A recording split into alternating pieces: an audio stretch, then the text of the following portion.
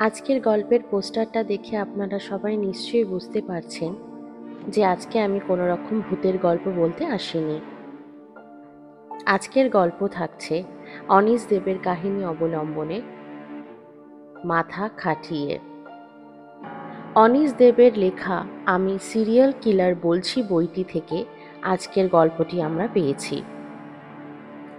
2013 থেকে 2021 মধ্যে কিশোর ভারতী, নবকল্লোল, তথ্যকেন্দ্র এবং সুখী গৃহকোণ ইত্যাদি পত্রিকায় তার লেখা বেশ কিছু অন্য ধারার কাহিনী প্রকাশিত হয়েছিল। আমরা সবাই অনীশ দেবকে সশ্রদ্ধ প্রণাম জানাই। আজকের গল্প থাকছে মাথা খাটিয়ে। আজকে আপনাদের কাছে আমি একটাই অনুরোধ করব, আপনারা আমার এই গল্পটি শেষ অবধি শুনবেন এবং কমেন্ট বক্সে জানাবেন আপনাদের গল্পটা আজকে কেরম লাগলো। গল্প.com চ্যানেলে আপনাদের সবাইকে স্বাগত জানাই। যারা এখনো পর্যন্ত লাইক, কমেন্ট, সাবস্ক্রাইব করনি তারা প্লিজ আমার চ্যানেলকে সাবস্ক্রাইব করে দিও এবং লাইক শেয়ার অবশ্যই করো। শুরু হচ্ছে আজকের গল্প মাথা খাটিয়ে।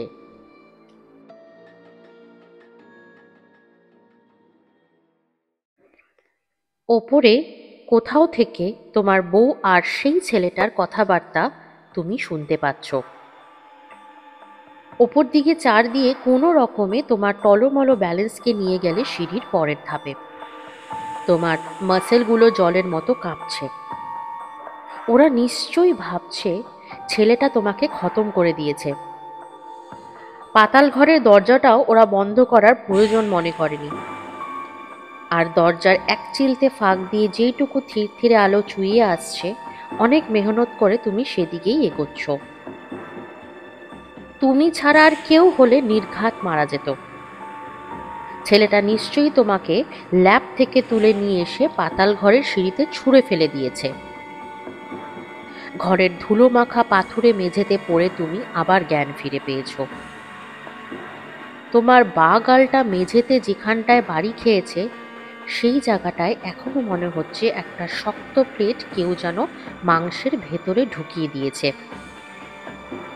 সিঁড়ির যে ধাপে এখন পৌঁছেছ সেখানে থমকে একটু জিরিয়ে নিচ্ছ তুমি, আর ওদের কথা শুনছ। ওরা এখন চুপচাপ। সময়টা নিশ্চয়ই রাত, কারণ হল ঘরের বাতি ওরা জ্বেলে দিয়েছে। সেই আলোর শিখা উকি মারছে পাতাল ঘরে। যদি ওরা আদৌ এ বাড়ি ছেড়ে যায় তাহলে কালকের আগে নিশ্চয়ই যাবে না। ওরা এখন কি করছে সেটা তুমি কেবল আন্দাজ করতে পারো। ওরা ভাবছে বাড়িতে ওরা একা, আর কেউই নেই।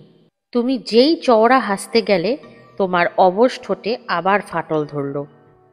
করে নিক, ওরা যতক্ষণ পারে মস্তি করে নিক। তুমি ব্যবহার করতে পারো এমন মাসেল ছেলেটা খুব বেশি বাঁকে রাখিনি। না, বেশ গুছিয়েও কাজটা করেছে। তাই এখন তো ওরা নিজেদের সেফ ভাববেই। এখন তোমার যে কটা মাসেলস কাজ করছে তার ওপরে তোমাকে কনসেন্ট্রেট করতেই হবে। এপাশ ওপাশ দুলে তুমি কোনো রকমে এক লহমার জন্য নিজেকে এমনভাবে উঁচিয়ে ধরলে যাতে সিঁড়ির পরের ধাপটা তুমি আঁকড়ে ধরতে পারো। তুমি আঁকড়ে ধরে রইলে, কিছুতেই যাতে সুযোগটা ফসকে না যায়। তারপর যেই সব মাসেলের কথা তুমি প্রায় ভুলেই গিয়েছিলে সেগুলো দিয়ে ঠেলে ঠেলে তুমি কোনো রকমের চার দিয়ে উঠে পড়লে সিঁড়ির আরেকটা ধাপে। অনেক কায়দা কৌশল করে তুমি শেষ পর্যন্ত সোজা হয়ে বসতে পারলে। এতে যে কোনো মুহূর্তে ব্যালেন্স হারিয়ে গড়িয়ে সোজা পাতাল ঘরের মেঝেতে গিয়ে পড়ার ঝুঁকি অনেক কম। ওহ, কত ঘন্টা আগে তুমি সিঁড়ি দিয়ে বেয়ে উঠে শুরু করেছো। এবার একটু জিরিয়ে নাও। আর তো মাত্র 6টা ধাপ। কি করে যে ওদের দেখা হয়েছিল কে জানে। অবশ্যই তোমার বোঝা উচিত ছিল যে তলে তলে কিছু একটা চলছে। কিন্তু গবেষণায় ছিল তোমার আসল সহধর্মিণী, তাই যে মহিলাকে তুমি বিয়ে করেছো তার ওপরে নজর রাখার সময় তোমার ছিল না। তোমার বোঝা উচিত ছিল যে যখন ও গ্রামে গেল সেখানে নানান মানুষজনের সঙ্গে ওর দেখা হবে, আর বাড়িতে যে ও যেরকম চুপচাপ থাকে সেখানে সেরকমটা নাও থাকতে পারে। তাছাড়া তোমার ঘরের সঙ্গে ওর ঘরের দূরত্ব ছিল যেন সেই বাড়ির সঙ্গে ওই গ্রামের দূরত্বের মতো। ওর ঘরে কে থাকছে না থাকছে তা নিয়ে তুমি কোনো বিশেষ মাথা ঘামাওনি। না, এই জন্য তুমি নিজেকে কখনো দোষ দাওনি। যখন ওর সঙ্গে তোমার দেখা হয়েছিল তুমি তখন ইউনিভার্সিটিতে পড়তে। সেই শহরে তখন তোমার মনে হয়েছিল তোমার গবেষণার কাজের গুরুত্বও বোঝে। এমন নয় যে তুমি ওর সঙ্গে কোনো চালাকি করতে চেয়েছিলে। শুধু যখনও তোমাকে ফুসলে তোমার কাছ থেকে সরিয়ে আনার চেষ্টা করেছিল তখন তুমি ওর সঙ্গে স্রেফ কথা বন্ধ করে ওকে তোমার কাছ থেকে দূরে ঠেলে দিয়েছিলে। তোমার কাজ খেয়েও ভয় পেত, আর ওর নিজেরও তুষ্টির চাহিদা ছিল। সেজন্যই ও তোমাকে ফুসলে কাছে টানার চেষ্টা করেছিল। আবার শুনতে পাচ্ছ ওদের কথাবার্তা। ওরা এখন দোতলায়। কে জানে ওরা এখন সেলিব্রেট করছে নাকি অপরাধ বোধের তাড়নায় দুজনে দুজনকে সান্ত্বনা দিচ্ছে। ওরা যা করছে করুক গে। পাতাল ঘর থেকে ফিরে যাওয়ার সময় ছেলেটা ল্যাবের দরজাটা বন্ধ না করলেই হলো। যদি দরজাটা বন্ধ করে দিয়ে থাকে তাহলে তুমি কোনোদিনই ওটা খুলতে পারবে না। আর যদি তুমি ল্যাবেই ঢুকতে না পারো তাহলে বলতে হবে ছেলেটা সত্যি সত্যি তোমাকে খতম করে ফেলতে পেরেছে। তুমি তুললে নিজেকে। সেই চেষ্টা করতে গিয়ে সব মাসেল থরথর করে কাঁপছে। সিঁড়ির কাঠে ঘষা লেগে গাল ছড়ে গেল। ল্যাবের দরজাটা দেখতে না পাওয়া পর্যন্ত তোমার শান্তি নেই। সিঁড়ির শেষ ধাপটা উঠতে গিয়ে তুমি ফসকালে। তোমার থুতনি ঠোকর খেলো, পিছলে গেল। তুমি কাঠের ধাপটাতে দাঁত দিয়ে আঁকড়ে ধরলে। টের পেলে দাঁতের ফাঁকে কাঠের কুচি। নিচের ধাপে তোমার ঘাড়টা ঘষে গেল, কিন্তু তোমার ঘাড়ে তো কোনো সার নেই। শুধু একটা ব্যথা ধীরে ধীরে মিলিয়ে ভোঁতা হয়ে যাচ্ছে। যেখান থেকে তুমি শুরু করেছিলে সেখানেই আবার পড়ে যাচ্ছিলে। কিন্তু চোয়াল তোমাকে বাঁচালো। চোয়াল দুটো থরথর করে কাঁপছে, যেন তাদের জোরের কবজায় কেউ মাপে আঘাত পেরে ঠুকে চলেছে। তুমি চোয়াল শক্ত করলে। অসহ্য যন্ত্রণায় দপদপ করছে। সিঁড়ির সবচেয়ে ওপরের ধাপে তুমি ব্যালেন্স হারিয়ে পড়ে যাচ্ছিলে। এক মুহূর্তের টলমলো অবস্থা, কিন্তু তারপর আবার নিশ্চিন্ত। না, তোমার এখনো বিশ্রাম নেওয়ার সময় আসেনি। তুমি একটু একটু করে সামনে এগোলে। তারপর সোজা হয়ে বসলে যাতে পাতাল ঘরের বাইরেটা উঁকি মেরে দেখতে পারো। আলোর শিখাটা নড়ে উঠতেই ল্যাবের দরজার সীমারেখাটা কেঁপে উঠল। তোমার মনে হলো তোমার বউ তোমাকে ভয় পাচ্ছে, কারণ ওঠা নামার মেন সিঁড়ির ওপাশেই তোমার ডেড বডিটা পড়ে আছে। অন্তত তাই ভাবছে। তুমি শব্দ না করে হাসলে। এখন অত্যন্ত তুমি হাসতে পারো। আলোর শিখাটা স্থির হতেই তুমি দেখলে ল্যাবের দরজার পাল্লার পাশে বেশ কয়েক ইঞ্চি অন্ধকার হা করে আছে। ওপরতলা থেকে ওদের গলা পাওয়া যাচ্ছে। তুমি শুনছো আর জিরিয়ে নিচ্ছ। তুমি জানো যে ছেলেটা পেশায় কসাই, কারণ একবার ও তোমার একজন চাকরকে গ্রাম থেকে মাংস আনার ব্যাপারে হেল্প করেছিল। তাছাড়াও ও তোমার যা হাল করেছে তার থেকে ওর পেশা কি সেটা সহজেই বলে দেওয়া যায়। তোমার বউ যে কি করে ওর সঙ্গে ভিড়ল সে কথা ভেবে এখনো তোমার তাজ্জব লাগে।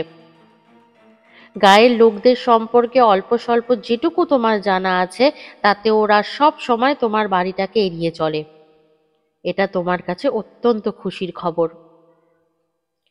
নতুন পাদ্রী মশাই যেদিন তোমার বাড়িতে এসেছিলেন সে দিনটা তোমার স্পষ্ট মনে আছে। তোমার এক্সপেরিমেন্ট নিয়ে গায়ে যেসব আজগুবি গপ্প চালু আছে পাদ্রী মশাই সেই সব শুনেছেন তা তুমি বুঝতে পেরেছিলে।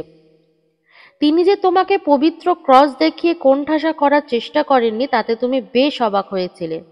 যখন তিনি দেখলেন তুমি তর্ক করে তার ধর্মতত্ত্বকে কাবু করে দিয়েছ তখন তিনি বিদায় নিয়েছিলেন। ঠোঁটের টানে পাদ্রী সাহেবের হাসিটা বাঁকা হয়ে গিয়েছিল। তোমাকে আর তোমার বউকে নিয়মিত চার্চে আসার জন্য তিনি অনেক বুঝিয়েছিলেন, কিন্তু তোমার বউ সারাটাক্ষণ চুপ করে বসেছিল। তখনই তুমি মনে মনে ঠিক করেছিলে ওকে বিশ্বাস করে গ্রামে ছাড়া যায়। চাকর বাকরদের তুমি ছাড়িয়ে দিয়েছিলে আর ভেবেছিলে তোমার বউ যেখানে সেখানে বকবক করে বেড়াবে না। তুমি দাঁত বার করে ভয়ানক হাসি হাসলে। তোমার এক্সপেরিমেন্টের কাজে যদি এইরকম ভুল তুমি করতে, তাহলে তোমাকে আজ আর বেঁচে থাকতে হতো না। দোতলায় এখনো ওরা কথা বলছে। তুমি টলতে টলতে সামনে এগোলে, দরজার পাল্লা আর ফ্রেমের ফাঁক দিয়ে ঠেলে ঢুকে পড়তে চাইলে, কিন্তু তোমার কন্ট্রোলের ক্ষমতা এখন এতটাই কম যে কাজটা রীতিমতো কঠিন ঠেকলো তোমার কাছে। তুমি দরজার ফাঁকে নিজের ওজন চেপে ধরলে, কিন্তু কাঠকে বাগে আনতে পারলে না। তোমার ওজন দরজাটাকে নড়াতে পারেনি। ওটা যে এত ভারী সেটা তুমি আগে কখনো বোঝনি। শেষমেশ কোনো রকমে পাকটায় তুমি ঢুকে পড়তে পারলে। ফ্রেমটাকে চেপে ধরলে সমস্ত শক্তি দিয়ে। পাল্লার ভার এখন পুরোপুরি তোমার ওপরে। তুমি নিজের ওজন দিয়ে ওটাকে এলোপাতাড়ি ভাবে ঠেলতে লাগলে। ওইটা ক্যাচ ক্যাচ শব্দ করে তোমার কাছ থেকে একটু দূরে সরে গেল বটে, কিন্তু দোল খেয়ে ফিরে এলো, আবার তোমাকে পিষে দিল। পাল্লাটা বরাবর অসমানভাবে ঝোলে আর সব সময় ফাঁক হয়ে থাকে। আগে কখনো ওটা তোমাকে অসুবিধায় ফেলেনি, কিন্তু এখন এই কষাইটা যেটুকু শক্তি তোমার শরীরে বাকি রেখেছে সেটাকে আতশকাচ যেভাবে আলো ফোকাস করে সেভাবে ফোকাস করেও তুমি পাল্লাটাকে নড়ানোর কাজে এঁটে উঠছ না। দরজার ফাঁকে বন্দী হয়ে তুমি কয়েকটা মুহূর্ত জিরিয়ে নিলে। তারপর আচমকা আক্রমণ করার মতো তুমি ফ্রেমটাকে আঁকড়ে ধরলে, পাল্লাটাকে ধাক্কা দিলে। ওটা দূরে সরে যেতেই কষ্ট করে সামনে এগিয়ে এলে, কিন্তু তোমার ধাক্কার উত্তরে পাল্লাটা দোল খেয়ে আবার ফিরে এলো। তখনও তুমি সরে যেতে পারোনি। তুমি তখন হলঘরে সবে কাত হয়ে পড়ছো। পাল্লাটা যখন ফ্রেমের খাপে ফিরে এলো তখন তুমি ওটার ঝাপটায় বাইরে চিত হয়ে পড়েছো মেঝেতে। এতক্ষণে তুমি পাতাল ঘর থেকে মুক্তি পেলে, কিন্তু চিত হয়ে পড়ায় তুমি একেবারে অসহায়। ঝিমিয়ে আসা গতির পাল্লাটাও তোমার চেয়ে এখন অনেক বেশি সচল। এতক্ষণ ধরে যেসব মাসেল তুমি ব্যবহার করছিলে সেগুলো এখন শুধু এলোমেলোভাবে তোমাকে নাড়াতে চেষ্টা করছে। ওদের চেষ্টাগুলো বাতাসে ভাসছে। হলঘরের মেঝেতে থিতু আলোর শিখার নিচে তুমি এমনভাবে পড়ে আছো যেন তুমি ল্যাবরেটরির কোনো সাবজেক্ট। তখন তুমি শুনতে পেলে কসাইটা তোমার বউকে বলছে যে সে দেখছে। তারপর নেমে আসছে নিচের দিকে। তোমার ডান দিকের মাসেলগুলো তুমি পাগলের মতো কাঁপাতে লাগলে, নড়াতে লাগলে। তুমি সেদিকে অল্প একটু গড়িয়ে গেলে, তারপর এলোমেলো কাঁপুনির জোরে দোল খেয়ে আবার ফিরে এলে আগের জায়গায়। তোমাকে ঘিরে আলো দুলছে। তুমি যে গড়িয়ে চলার জন্য আকুপাকু চেষ্টা করছো, তোমার চঞ্চল ছায়া সেই গড়িয়ে চলার নিষ্ঠুর মায়া তৈরি করেছে। ছেলেটা এখন সিঁড়ির মাঝামাঝি ল্যান্ডিংয়ে। তুমি আবার তোমার ডান দিকটাকে নিয়ে কসরত করলে। যেই তুমি সেদিকে ঘুরতে শুরু করেছো অমনি মাসেলগুলো স্ট্যাচু করে দিল। হঠাৎই তুমি তোমার সামবিন্দু টপকে গেলে। দেখলে তুমি ডান দিকে কাত হয়ে পড়ে আছো। তোমার মাসেলগুলো ব্যথায় টনটন করছে। তাও সেগুলোকে আরো খাটিয়ে তুমি 1 ইঞ্চি 1 ইঞ্চি করে সামনে এগোলে। কিন্তু ল্যাবরেটরিটা তো এখনো বেশ কয়েক ফুট দূরে, আর তোমার চলার পথটা তো মোটেই সরল রেখা নয়। আবার ছেলেটার পায়ের শব্দ শোনা গেল। তোমার বউয়ের ভয় পাওয়া গলা তুমি শুনতে পেলে। ছেলেটাকে ওর কাছে ফিরে আসার জন্য কাকতি মিনতি করছে। বেশ কিছুক্ষণ সব চুপচাপ, যেন তলিয়ে দেখছে সে। তারপর তাড়াতাড়ি ফিরে গেল দোতলায়। ল্যাবরেটরির ভেতরে ঢুকে পড়ার আগে তোমার বিশ্রামের কোনো প্রশ্নই নেই, যদিও ততক্ষণে তোমার ব্যথা ট্যাথাগুলো মাংসের ভেতরে ঠান্ডা শক্ত চাদরের মতো লাগছে, আর তোমার মুখ যেন পাথরের খোদাই করা ধুলো মাখা একটা গর্ত বটে।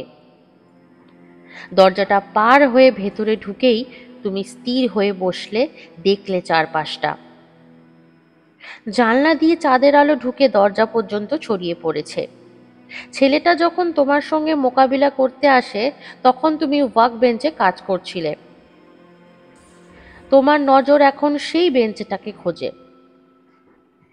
তোমার হাত পা ছোড়াছুড়ি আর খিঁচুনির সময় যেসব জিনিস মেঝেতে ছিটকে পড়েছিল সেই সব ছেলেটা কিছুই সাফ করেনি, যেমনকে তেমনি পড়ে আছে। তুমি একটা ছুঁচ দেখতে পেলে মেঝেতে চকচক করছে, আর তার কাছেই পড়ে আছে সার্জিক্যাল থ্রেড। তোমার এগুলো ব্যবহার করার সুযোগ কখনো হয়নি। তুমি একটু জিরিয়ে নিলে, নিজেকে গুছিয়ে নিলে, মনে করার চেষ্টা করলে হ্যাঁ, সব দিক খেয়াল রেখে চেষ্টা করতে হবে এবার।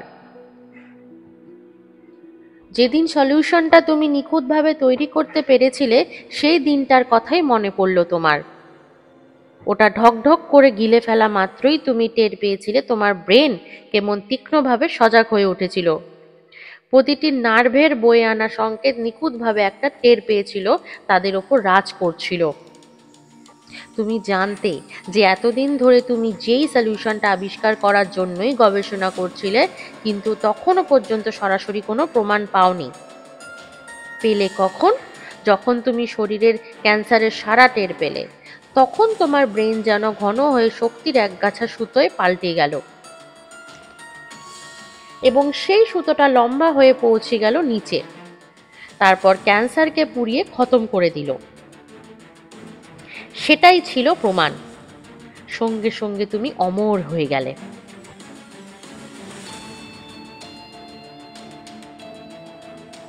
এমন নয় যে তোমার গবেষণায় কোনো কোনো অংশ অপ্রতিকর হয়নি। নানান মর্গে চুপি চুপি প্রচুর খরচ করার পর তুমি জানতে পেরেছিলে যে তোমার সলিউশনের জন্য দরকারি কয়েকটা নির্যাস তোমাকে জ্যান্ত মানুষের ব্রেন থেকেই নিতে হবে।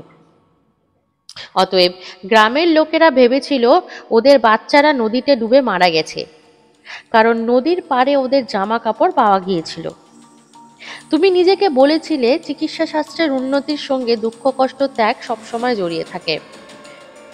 গবেষণায় তুমি যে এরকম একটা স্টেজে পৌঁছেছ সেটা তোমার বউ বোধহয় আন্দাজ করেছিল, অথবা ওরা দুজনেই পাতি ঠিক করেছিল তোমার হাত থেকে ওদের রেহাই পাওয়া দরকার। তুমি তখন ওয়ার্কবেঞ্চে কাজ করছিলে, তোমার আবিষ্কারকে ঠিকঠাকভাবে গুছিয়ে সাজানোর জন্য চেষ্টা করছিলে। তখনই তুমি ছেলেটার ল্যাবে ঢোকার আওয়াজ পেয়েছিলে। ও নিশ্চয়ই হুড়মুড় করে তোমার দিকে তেড়ে এসেছিল, কারণ তুমি ফিরে তাকানোর আগেই টের পেয়েছিলে একটা গনগনে জ্বলন্ত কোপ তোমার ঘাড় দুভাগ করে দিয়েছিল। তারপর তুমি জেগে উঠেছিলে পাতাল ঘরের মেঝেতে। তুমি তিল তিল করে ল্যাবের মেঝেতে এগিয়ে চললে। তোমার সবচেয়ে বড় ধকলের কাজটা আগেই শেষ হয়ে গিয়েছে। এখন যে কাজটা বাকি সেটা সবচেয়ে নিখুঁতভাবে করা দরকার। তোমার উপড়ে হয়ে পড়ে থাকা দেহটাকে তুমি যখন প্রায় ছুঁয়ে ফেলেছ, তখন তোমাকে একটু ঘুরপাক খেতে হবে। চোয়ালে ভর করে তুমি এগোলে, জিভ দিয়ে ঠিক করলে গতিপথ। কাজটা শক্ত, তবে সিঁড়ির ধাপে জিরিয়ে নেওয়ার জন্য যখন জিভ দিয়ে নিজেকে ঘাড়ের ওপর দাঁড় করিয়েছিলে তার চেয়ে শক্ত নয়। এবার তুমি নিজেকে কাঁধের সঙ্গে জুড়ে দিলে।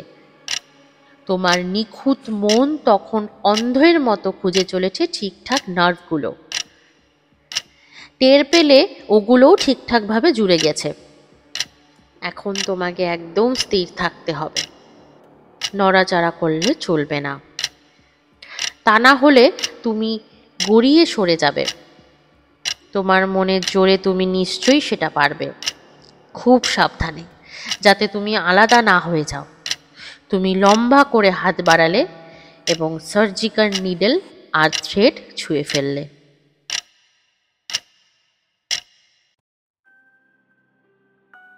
আজকে শুনছিলেন অনীশ দেবের কাহিনী অবলম্বনে মাথা খাটিয়ে। যারা আজকে আমার এই গল্পটা পুরো মন দিয়ে শুনেছেন তাদেরকে অসংখ্য ধন্যবাদ জানাই, এবং তাদেরকেও ধন্যবাদ জানাই যারা আজকে কমেন্ট বক্সে জানিয়েছেন আজকের গল্পটি আপনাদের কেরম লাগলো। আজকের জন্য চলি তাহলে। সবাই ভালো থাকবেন। শুভরাত্রি।